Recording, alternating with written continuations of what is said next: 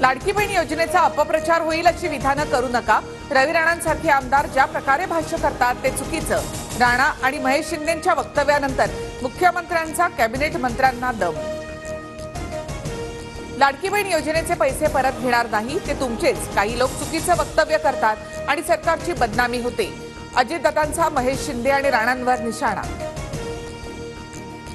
बहिणीला सासरी सोडणारा भाऊ आता ओवाळणी परत घेतोय, तू पैसे परत घेऊनच दाखव, बघ तुझा कसा कार्यक्रम करते। रवी राणा आणि महेश शिंदेंची ऑडिओ क्लिप ऐकवत सुप्रिया सुळेंचा इशारा। ताईमाई अक्का आणि कपटी सावत्र भावाला मारा बुक्का।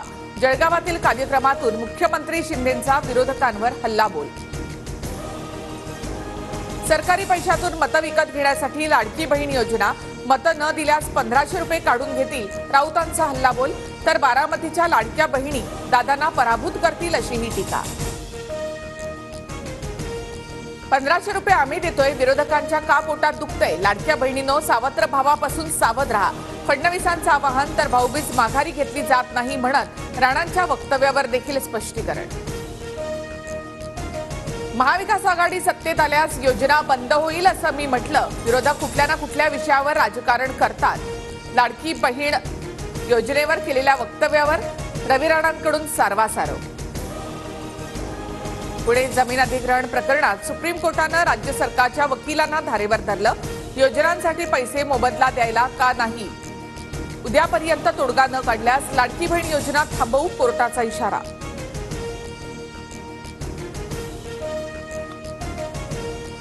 बारामती लोकसभेमध्ये सुप्रिया सुळेंच्या विरोधात सुनेत्राला उभं करणं चूक होती, तसं व्हायला नको होतं। राखी बांधून घ्यायला बहिणींकडे जरूर जाणार, वृत्तवाहिनीला दिलेल्या मुलाखतीमध्ये अजित पवारांची कबुली। माझ्या आयुष्यात अनेक दादा, मी बारामतीमध्ये असेल की नाही माहिती नाही, पक्षाच्या कार्यक्रमात असू शकते। अजित पवारांच्या प्रश्नावर सुप्रिया सुळे यांचं उत्तर।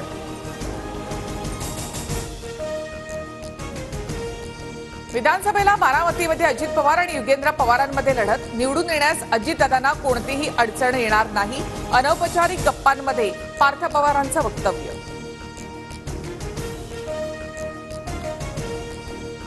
14 ऑगस्ट ते 20 ऑगस्ट पर्यंत मतदारसंघाचा डेटा घेऊन या, जरांगे पाटील यांचं मराठा कार्यकर्त्यांना आवाहन। जरांगेंकडून विधानसभा निवडणूक लढवणार असल्याचे स्पष्ट संकेत। भुजबळ जिल्ह्याला लागलेली साडेसाती, येत्या निवडणुकीमध्ये सर्व जाती धर्माचे लोक भुजबळांना पाडणार, नाशिकमधील रॅलीमधून जरांगेंचा इशारा। सिन्नरमध्ये जरांगेंचा ताफा अडवण्याच्या प्रयत्नात असलेल्या समता परिषदेच्या महिला कार्यकर्त्या पोलिसांच्या ताब्यात।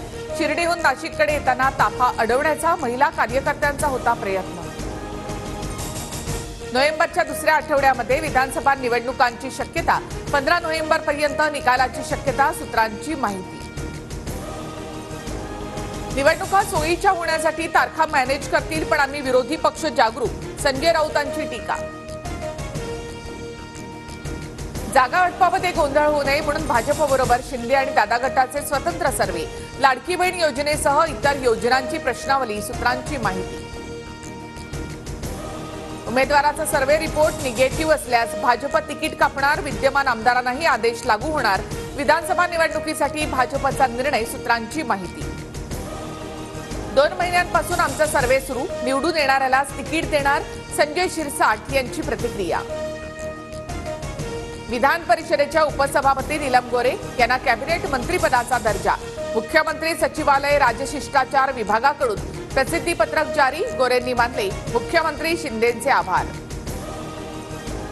राज्यामध्ये ठाकरे 2 सरकार येणार, ठाकरेंच्या मुख्यमंत्री पदाबाबत संजय राऊतांचा पुनरुच्चार।